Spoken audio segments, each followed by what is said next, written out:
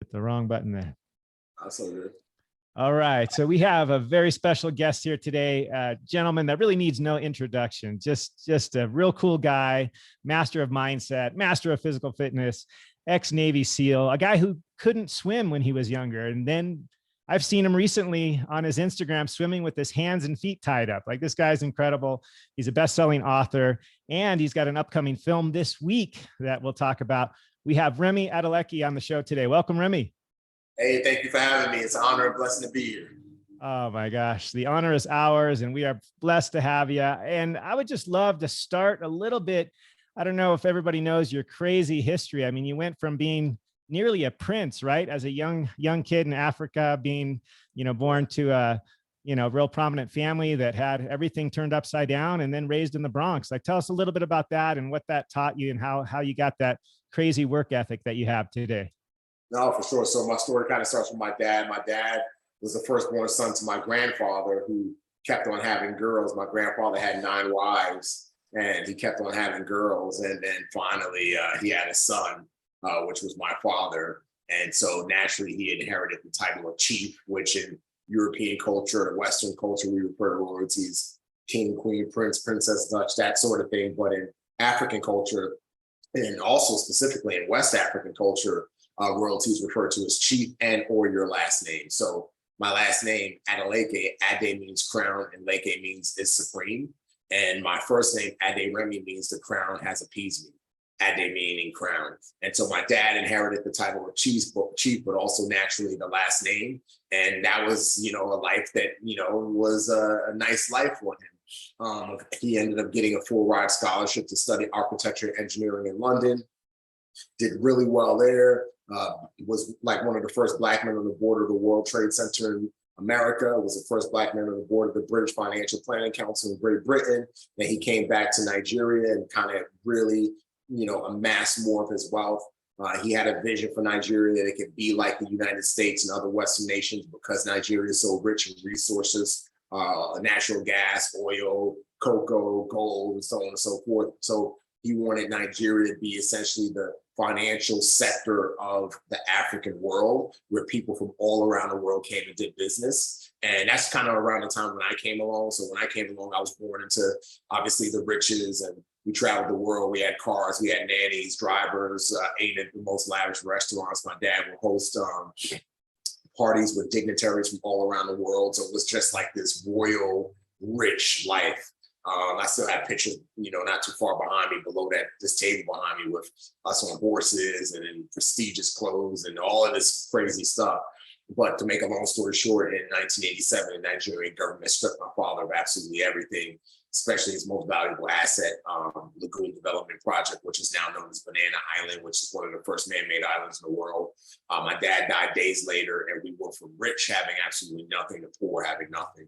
And my mom, being an American, because she actually met my dad in the States and they got married and she moved to Africa, she was like, there's no way I'm raising my kids here in Nigeria. So she permanently relocated us to the Bronx. It was a really tough environment. Crime, I ended up getting involved in crime, selling drugs, running scams, doing whatever I could to make money. And by the time I was 19, I had built a massive legal enterprise, but ended up getting involved in a deal with a drug dealer who went bad. I sold him some products that were supposed to last for a certain amount of time, and it lasted for a fraction of that time. And he came knocking on my door and threatened my life and my mother's life. And at the same time, there were people who were getting caught doing what I was doing. They were getting prosecuted and sent to federal prison. So I had these 2 big life-changing experiences that didn't necessarily affect me in an absolute negative way, being death or imprisonment, but they put the fear of God in me. And so I made the drug dealer his money back, and I gave up my life of crime and ended up joining the Navy 6 months later.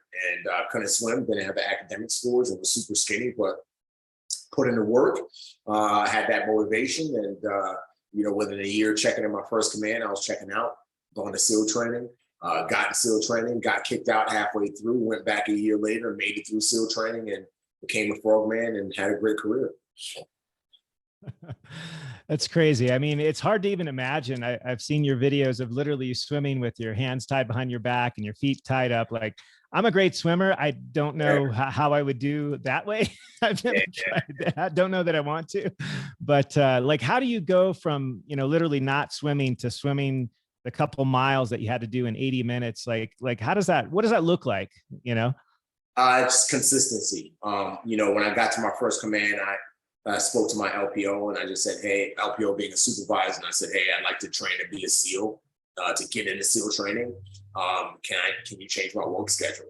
And she did. So I would work 4 hours in the morning at the clinic, because I was stationed at Naval Hospital Camp Pendleton, so a regular hospital.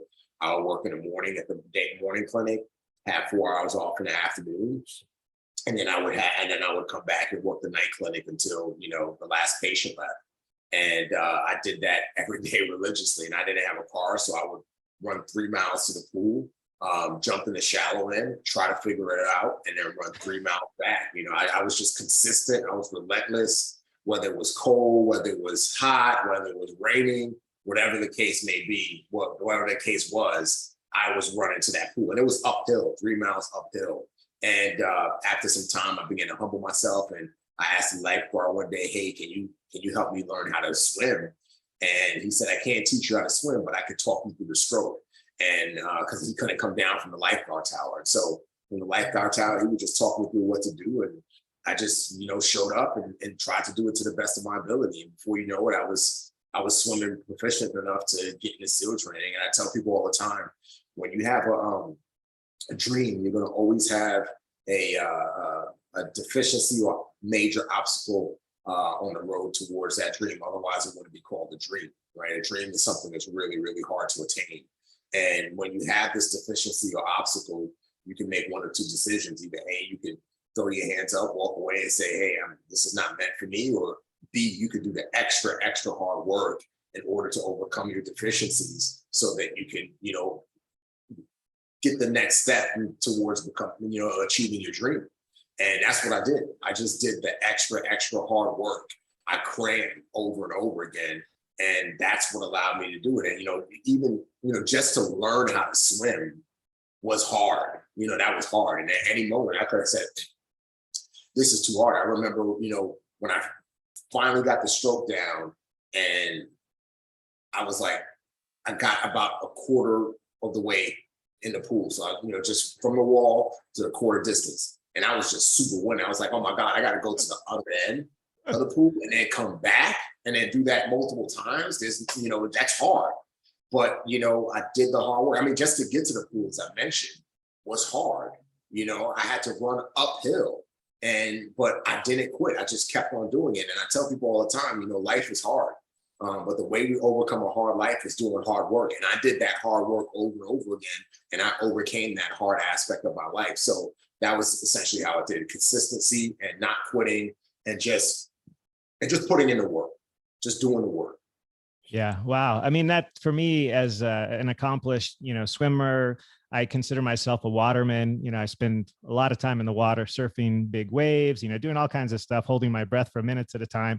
I can't even imagine what that must have been like. I mean, super challenging, but you had that goal. You set the goal and you just didn't give up, because it didn't take a day, a week, or a month. It took a year or more to get to that goal. It took you a while.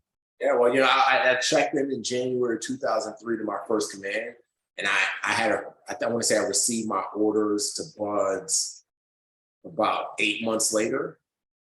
So it was a short time period that I want to say I finally passed the screening test maybe 6 months in to my first command. So I mean that's still crazy. I mean, checked still pretty quick. not able to swim, and then to I failed the screening test the first time, which consisted of a 500-yard swim. Then I think I had to wait like a month to take it again, passed it a month later, and then got my orders to SEAL training about 2 months later. And so, within a year, I was checking out. And yeah. Was there anybody in particular, maybe one or two people, that you learned this kind of hard work lesson where the diligence, the day after day consistency was what really it took to achieve goals? Was it your mom? Was it the auntie that helped get you into the Marines in the first place? Or the Navy in the first place? Was there some inspirational person that you were following, or you just kind of decided for yourself, I'm going to do this and there's no other option? How did that look? Yeah, it was definitely my mom. You know, my mom, she, people should look her up on Instagram, Pauline Adeleke, because she's 70 and she looks like she's 40. She works out. She has a fitness YouTube channel and she eats super healthy and she has a big fitness thing on Instagram. So you guys should go check her out because she's definitely my motivation a lot. But yeah, it was always my mom. You know, my mom, she was, you know, she could have easily found somebody, got married, and rested on her laurels and had somebody help take care of us, but she didn't. She never remarried after my dad, never really dated after my dad. And she's still single to this day, you know, and so she's 70 years old, just turned 70. But my mom would work multiple jobs. You know, she worked hard.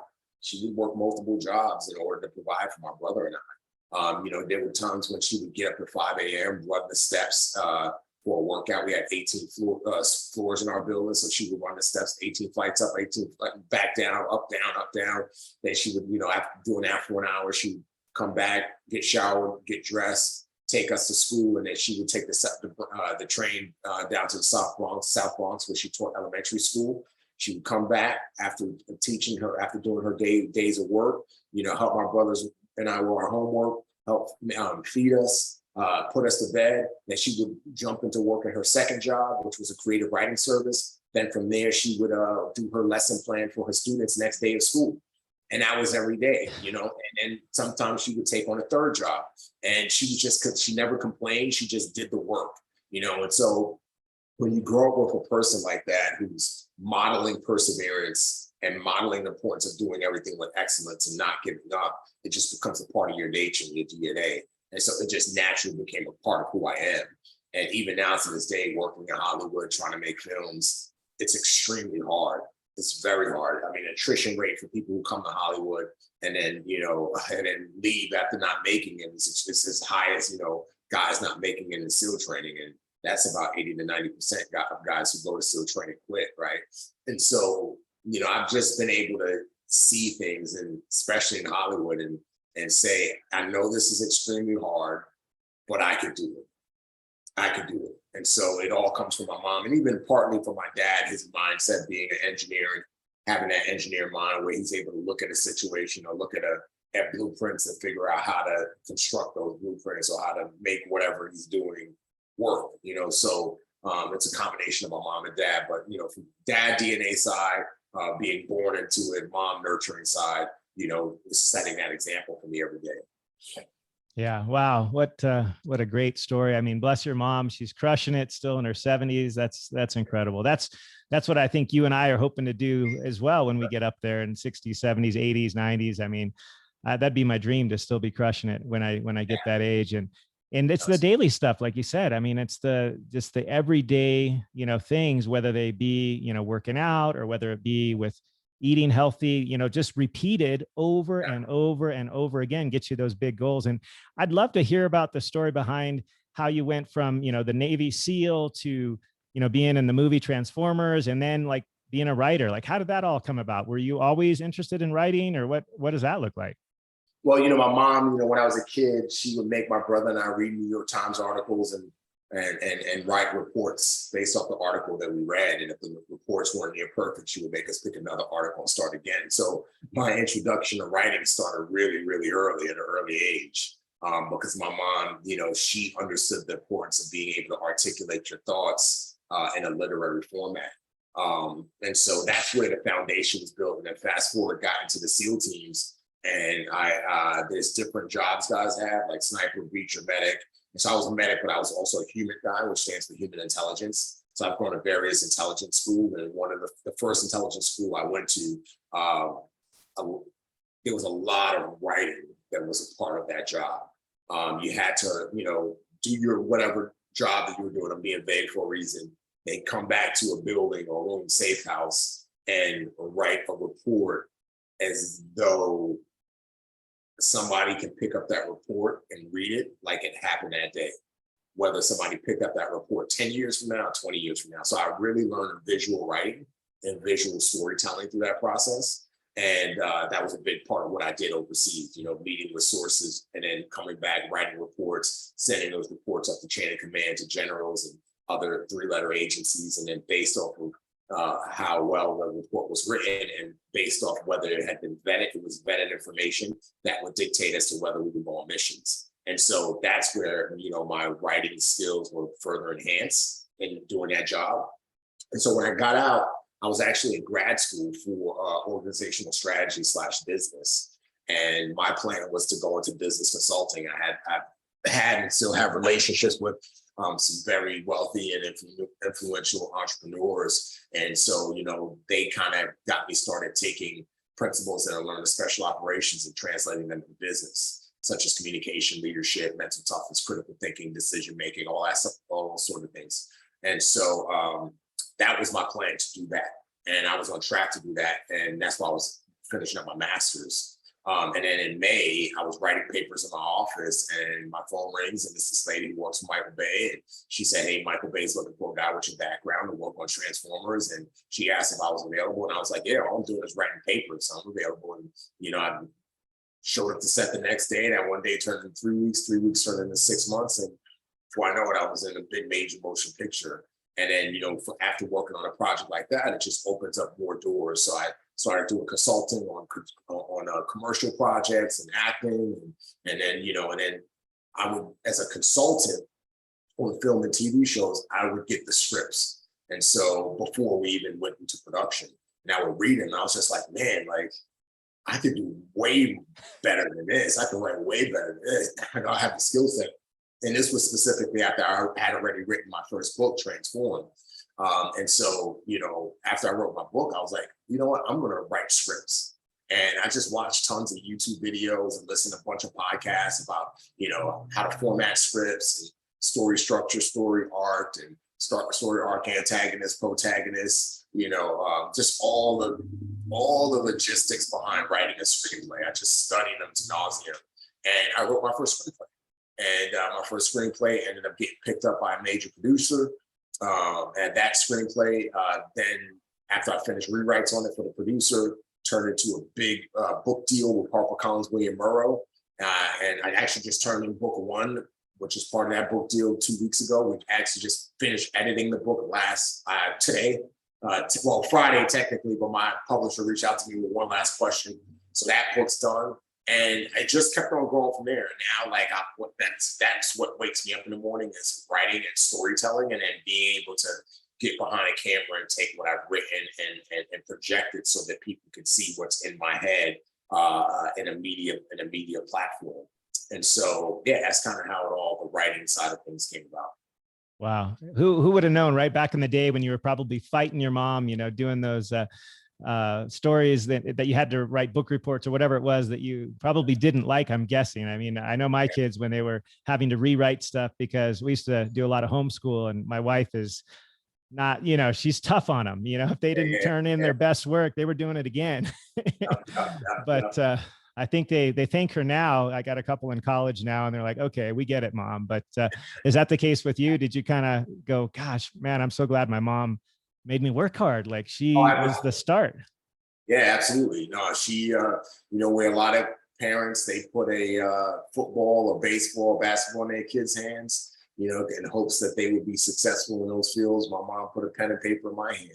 And I hated it. Like you said, I despised it as a kid, because my mom wouldn't let us go play with our friends until the work was done. But I'm so grateful, because it's paid a lot of my bills, over the years. It's made me a lot of money. And so, I'm so grateful for it. Absolutely. Yeah, what a blessing. And I know now you and your wife got 4 kids, and it's, I'm sure, I don't know what that looks like now, but how do you instill in your kids a work ethic, and how do you kind of work with them? And what does that look like in the life of Remi at home? Oh, absolutely. And with our 2 older kids, because they're 8 and 7, we do a lot of things. One, we started out as simple as, hey, chores early. So they started chores early. I mean, I think the kids were 5 and 4 when they had chores, and it's make your bed, every time you eat a meal, you have to clean the table, like take everything, especially when it's so funny, because my 2 younger kids, they're babies, right? 3 and going on 2. So they make a mess, with the rice, whether we have rice or, spaghetti, they get the table messy, the floor, the food everywhere. And my kids get upset and, because they got to clean it up. And it's like, hey, guess what? Now you know how mommy and daddy felt when you guys were younger, right? But we did it anyway, we did the work because we can't live in a messy apartment. We just can't leave it. Somebody has to clean it up, and so, we do things like that with them where, we're just consistent in those chores and the rules, when they complain about, hey, daddy you have to work, because they don't understand the concept of time, which most kids don't. So, Monday through Friday, I try to, if I'm not traveling or working on a film or TV show, I try to work from 8:30 to 4:30, and they come in at 3:30 and they're like, why are you still working? Like, yes, it's not 4:30 yet. Man, daddy still has to work. And I remember earlier years ago, I would say about 2 or 3 years ago, they were just complaining so much about it. And I took them down to Skid Row here in California. And I showed them, hey, guess what happens? Daddy doesn't work. This is where we live. Mommy doesn't work. This is where we live. It's important to work. And I tell them, daddy didn't grow up rich. Daddy grew up poor. Daddy, this big house that you guys live in, this, 4,500 square foot house, big backyard, food, whatever type of food you want, going on trips, going to movie sets, meeting actors, all this stuff, driving in nice cars. That's not free. Mommy and daddy have to pay for that. And so, and I always remind them of that period, that trip, when they complain, hey, you want to be poor? And it's so funny because my oldest son has a private teacher because he's dyslexic. And then my second son just started private school. And they were going to Arizona this past week. And actually, they're still in Arizona now. And right before they were going to go, my second oldest was like, Daddy, why can't you go to Arizona? We want you to come, this and that. And I had a speaking engagement on Saturday. And that's the reason why I couldn't go. I had a paid speaking engagement. I told him, I said, daddy has to work. Daddy has to do the speaking engagement. And I told him, this is how much the speaking engagement is paying. And he was like, yeah, but you don't have to do it this. And I was like, oh, okay. Do you want to, because he loves his new private school. He's made all of these friends and he loves his teacher. And he's doing really, really well. He's a super bright kid. And I said, okay, no more private school. He's like, what? I was like, yeah, because private school is going to cost me X amount of dollars every month.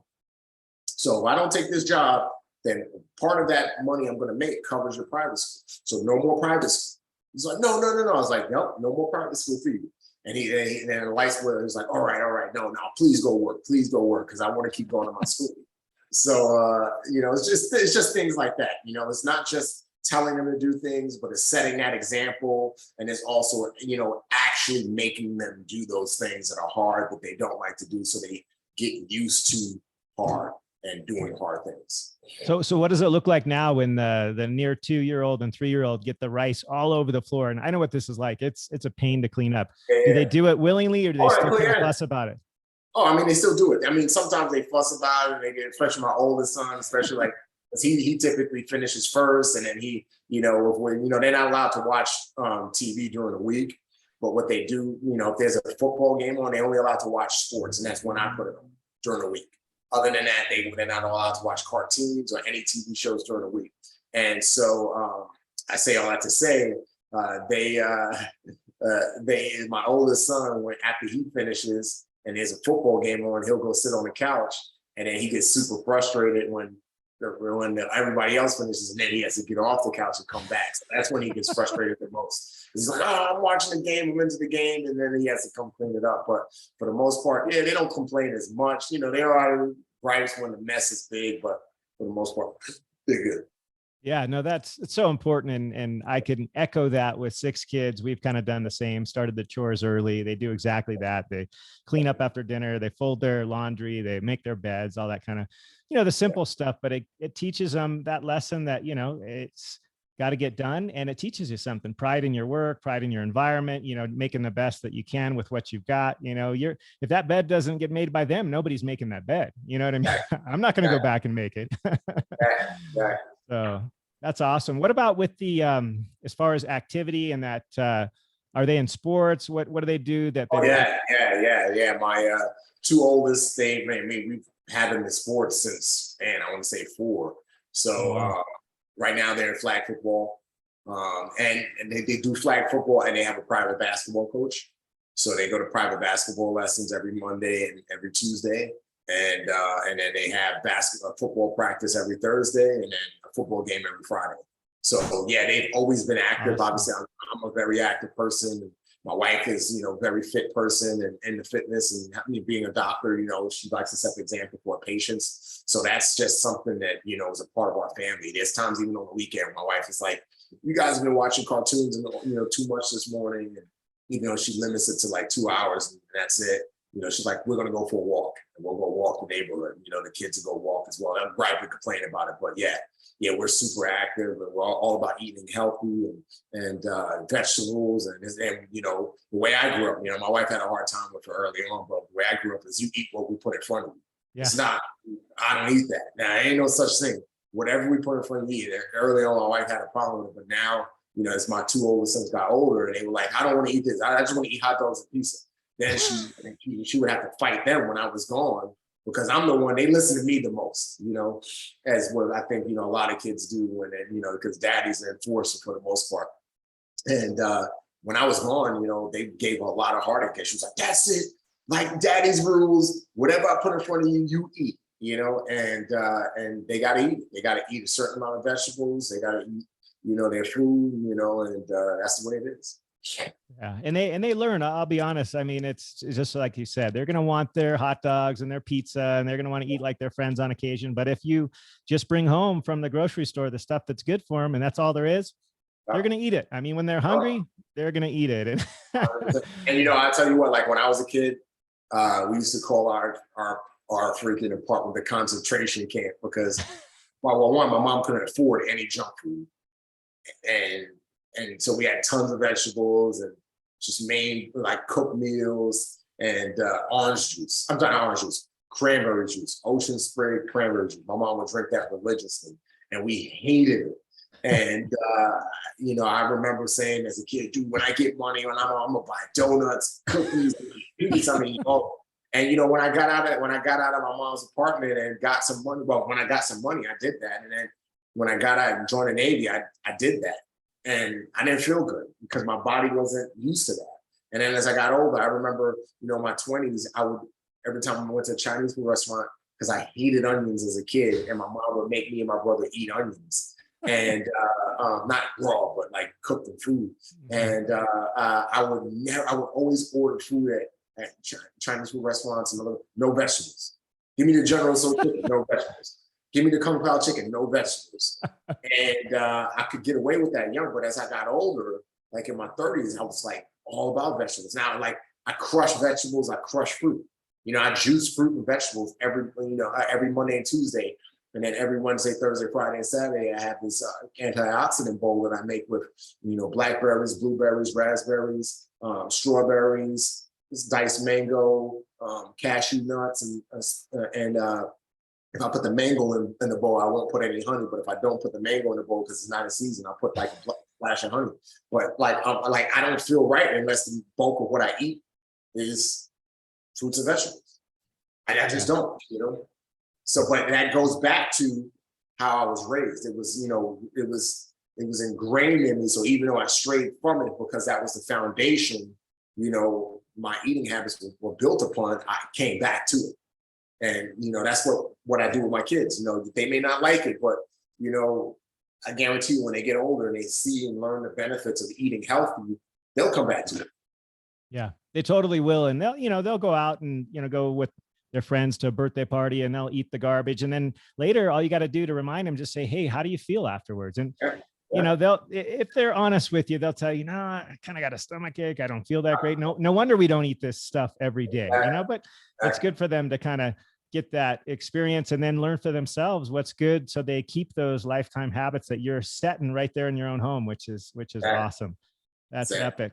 So let's talk about fitness, physical fitness. You're sort of king at that. And did that start before the Navy SEALs, or did that kind of really come into play once you were working on making the, through the buds and all that stuff? Where did that physical fitness become so critical in your whole, rest of your career? Well, I would say, started young, growing up in the Bronx, I would, me and my friends, we ran. There were video games. There was Sony Genesis and PlayStation and Nintendo and stuff. And we played those games, but we were outside most of the time. like playing manhunt, playing two-hand touch football, playing basketball. Like I was just always active, it was just part of how it was how I grew up. And so fast forward to when I got into the Navy, I just trained. I just worked out. And then once you get into SEAL training, that's all fitness. A lot of it, you work out every day, you get paid to get hammered. And then, once you become a SEAL, and, it's just a part of who you are. It's a part of your DNA. Like, I can't imagine not working out. As a matter of fact, I got a procedure done a few weeks ago. I had to get back in July or late July, I got PRP in my shoulder and I couldn't really do upper body. And all I could do was cardio. So I did cardio Monday, Wednesday, and Friday. And I started to get depressed because I wasn't able to really be active the way I am. You know what I mean? And I don't do like heavy weights. I do a lot of circuit training. So calisthenics, I incorporate, pull-ups with, lat pull down machine and back to pull-ups and abs and all that. That's the way I train.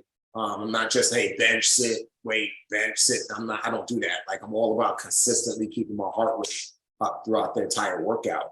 And so to not be able to work in other aspects of my workout for like a month and a half was really depressing because that's not my nature. You know what I mean? My nature is to be fit and active. So, I work out Monday through Friday. Before I had kids, it was Monday through Saturday. Kids, things change. I'm able to sneak in. I got a C3 concept row machine. So I'm able to sneak in a workout, some weekends, some Saturdays, sometimes jump on a row machine, do a 2,000 meter or do it twice. But yeah, I'm all about training. Yeah, no, that's something I know about you, and with your, especially the Navy SEAL history and then onward. I'm like you. I try to do that every day in some form. And I love that you love pull-ups because you're my man. I'm turning 50 next year. I can still do 20 pull-ups in a row without resting. And not many guys can do that. I know you can do like 30. So I'm going to work up to that. Yeah, I used to be able to do 50 with full weight, but wow. Age, man, age gets to you, man. Age gets 50, that's insane. Yeah. I do 30. I can do 30 straight now.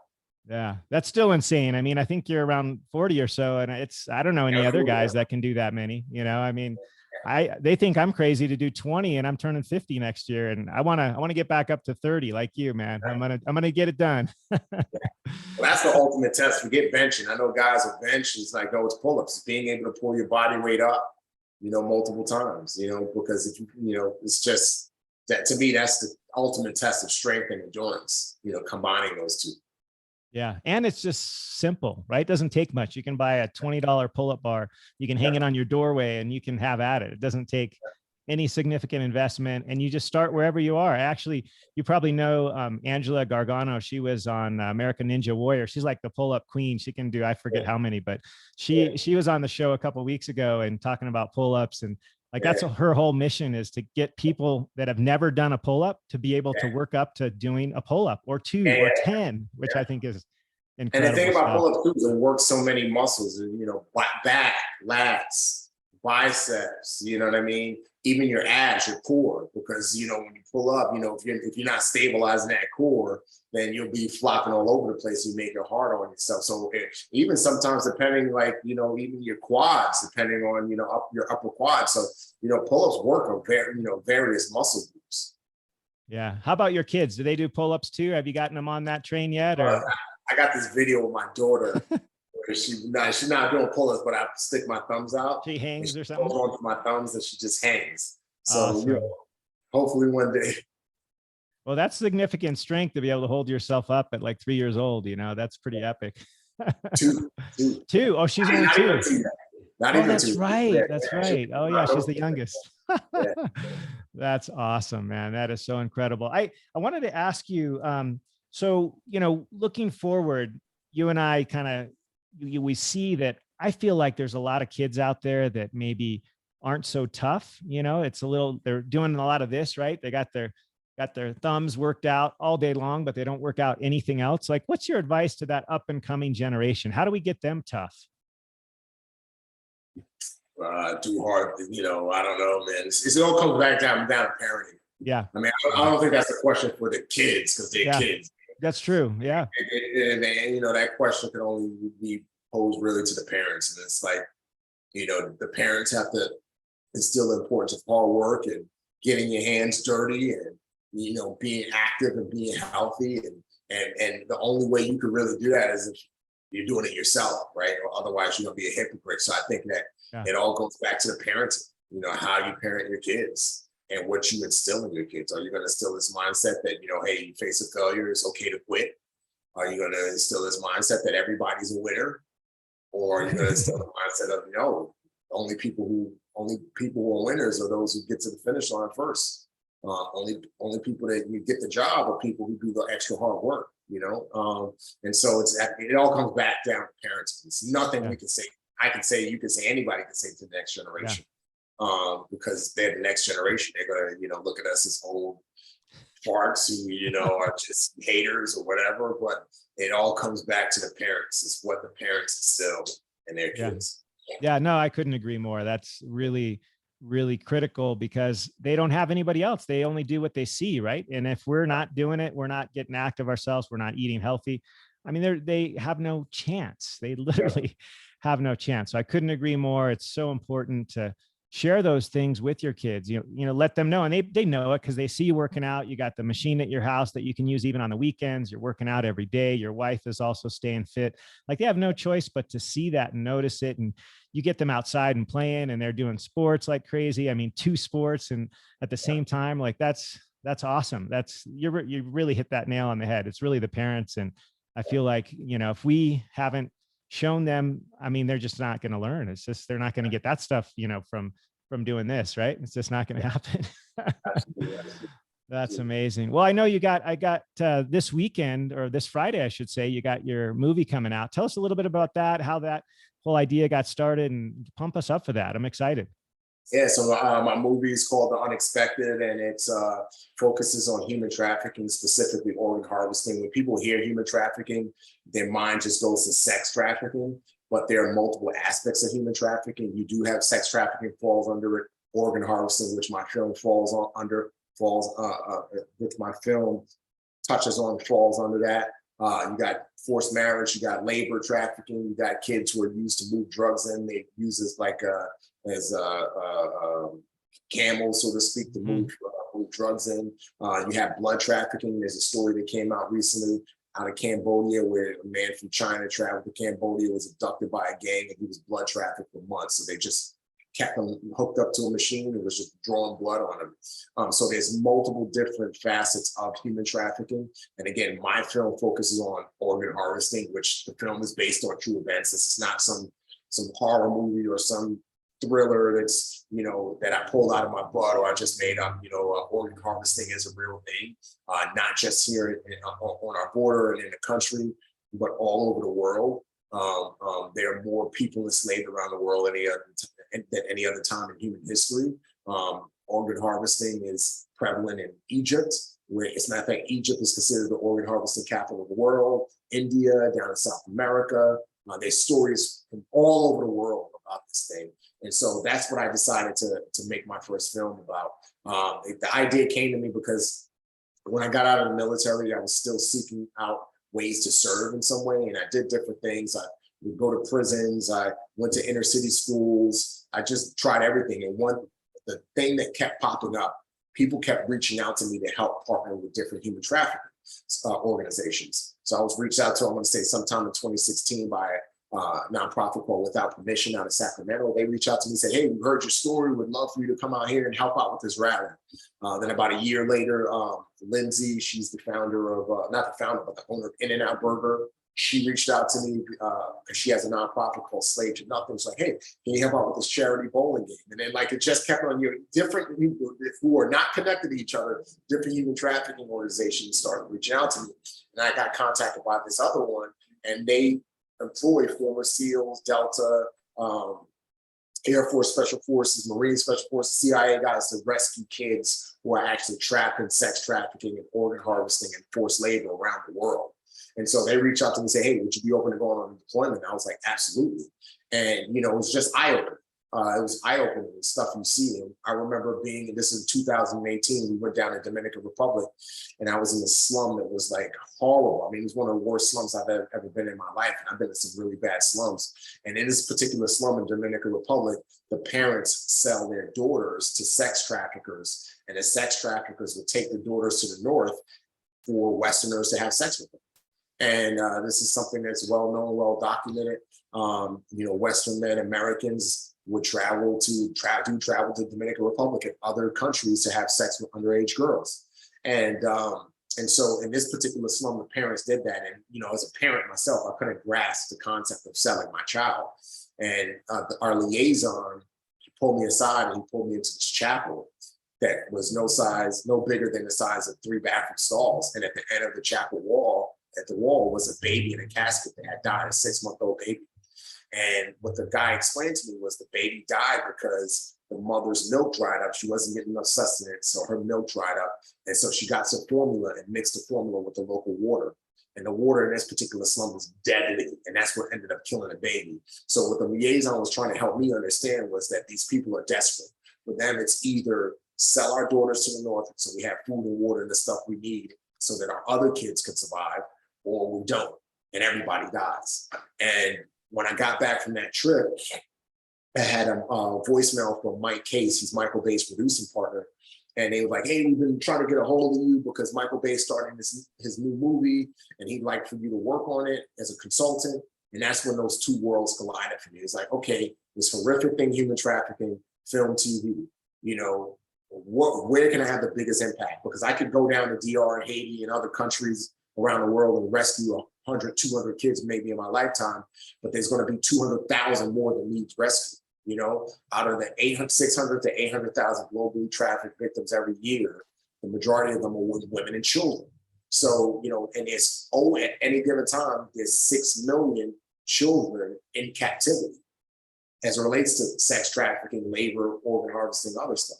And so I can't rescue all of them.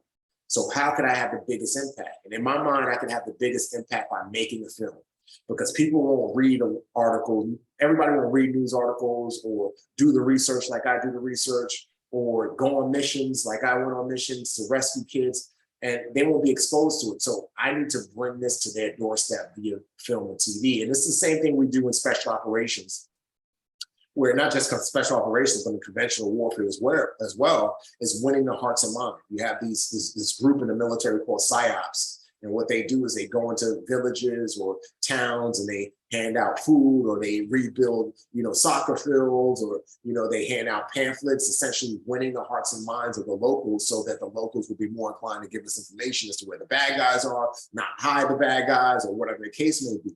And I figured I want to do a PSYOPs operation. I want to win the hearts and minds of the people by making this film so that people can see it, realize that it's happening at their doorstep. As a matter of fact, California, San Diego is one of the biggest ports for human trafficking in the country, if not the world. And so, I wanted to be able to have an impact, and so people can get educated and then engage in the fight.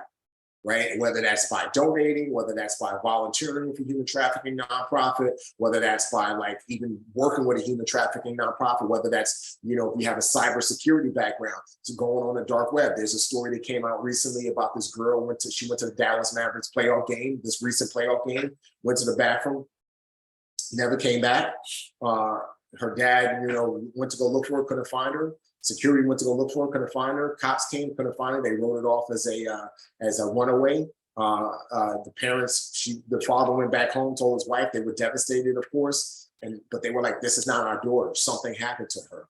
Long story short, they found a nonprofit that specialized in human trafficking. That nonprofit, scoured the dark web and found this girl's profile on the dark web. She was being sold for sex on the dark web, underage girl, for weeks.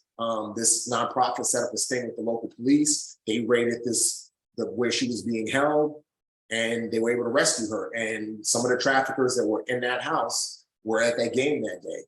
But what helped them, why she was found, was because somebody with talents and skills they were able to go on the dark web and find this girl. And so there's different ways people can engage in this fight. And going back to my main point, that's why I made this film, because I've been doing a lot of interviews over the last few weeks, and people are like, I didn't know. Is that real? I didn't think it happened. And they like, thank you for making the film.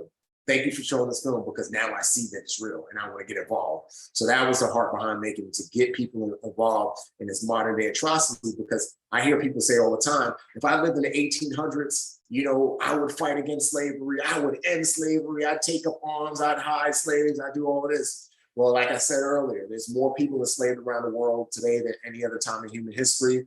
Human trafficking is a $150 billion industry, on track to surpass the drug trade if it hasn't already.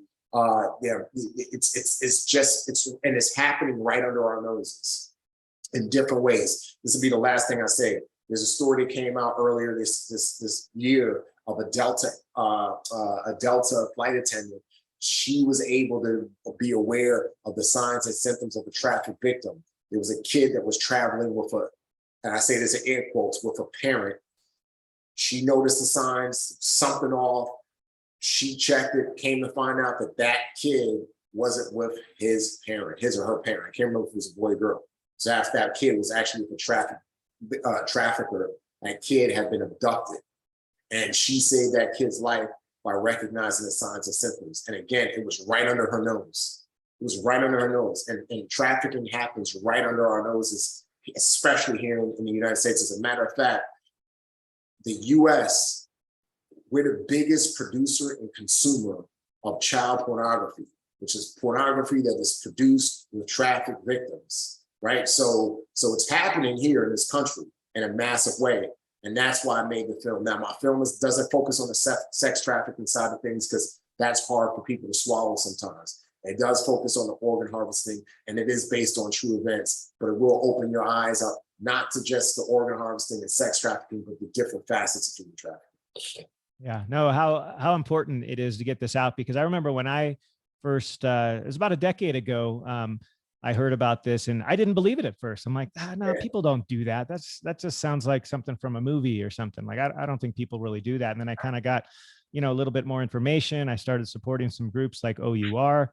I'm sure you're familiar with. They did a documentary a few years ago. It's Operation Underground Railroad, for those that don't know that organization. And I saw this documentary with guys like you, ex-Navy SEALs and whatnot, doing these operations. I was like, oh my gosh, like, we got to do something about this. So my hat goes off to you. I think you're crushing it, because the biggest, I think, factor is that there's a lot of people that are just not informed that this is a real thing. It's super prevalent, like you're saying. I mean, the numbers are crazy. I mean, we don't want to believe that this is happening, but the reality is it is, and there is stuff that we can do. We don't have to just sit there idle. Like, we can donate, we can volunteer, all these options that you're, telling us about. And I just think how important, like, you could go on those stings and save a couple people, like you said, over your lifetime, but I think you're going to make a much bigger impact this way. So thank you for this mission. Thank you for doing what you're doing. How incredible, and can't wait to catch that film. Tell us where we can see it and how we can get involved.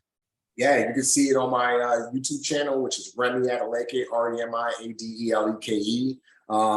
You could just, Google The Unexpected film, which is the title of the film. Or sorry, you can go to YouTube and search The Unexpected Film, and or my last name, throw my last name to help, narrow it down. And it's going to be on my channel. Even right now, if you go on my channel, there's promo content that I've been releasing, behind the scenes interviews with cast, producers, other people involved in the film who are really, breaking down, how they learn so much about human trafficking and preparing for their roles and working on the film. In fact, another video I'm going to release in the next 2 days or so, I did an interview of a guy who was trafficked from Venezuela to Colombia to Mexico, and eventually escaped into the United States. And he has a crazy, crazy story.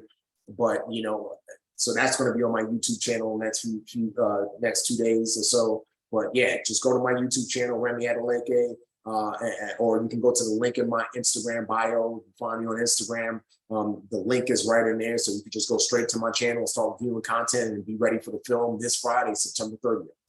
Yeah, no, that's awesome. And I saw a couple of those trailers and interviews already on your Instagram, and super intriguing and gosh, it's yeah, it's something that we need to alert and just, get out there, because we need to know about this. We need to know how to support it. We need to, put our resources into saving these kids that can't help themselves. And it's yeah, so important. Thank you for this. And I think it's just going to touch, much more than a couple dozen lives, thousands, and hopefully many more than that over the years. And I know with kids, I can't think of any parent who wouldn't want to support something like this. I mean, myself with kids, yourself with kids. I mean, I think it just touches you even different with when you have your own kids, and just even considering what the horrors they're living through, children all across the world in many different countries, and then right here at home in the US, like going to a football game. Who would have thought, right? Like crazy stuff. And to just be aware of it is number one, have it on our radar so we can know how to, look for it, know how to reach out, and then contribute, whether it be financially or with our time, like you said, to these organizations. Like, so important, man. I love you for that. I think that's such a noble cause. Any other parting words you'd like us to hear before we go? I know you're coming up to our time here. Anything else that you'd just love to share with our audience today? I'll just watch the film on Friday. Share it, and then after you watch and share it, get involved in this fight against this modern atrocity. That's pretty much it. Yeah, I had an opportunity to sell the film and could have made money on having it on a different platform. But, I decided to give it away for free. I invested $150,000 of my own money to make this film. So it was expensive. We're not looking for any money. We're not looking to get paid for every person that views it. The way you can pay for it is by watching it and then sharing it so that people could become aware of what's going on as it relates to human trafficking and organ harvesting. So that would be the last thing I say. Yeah, no, that's something that we can all do, right? Just click share and put it on our different channels. The Unexpected coming out this Friday, September 28th. And please follow Remi. It's just his name, Remi Adeleke, on all platforms. And do it for the kids, do it for your kids, do it for those that are suffering, that don't have a voice.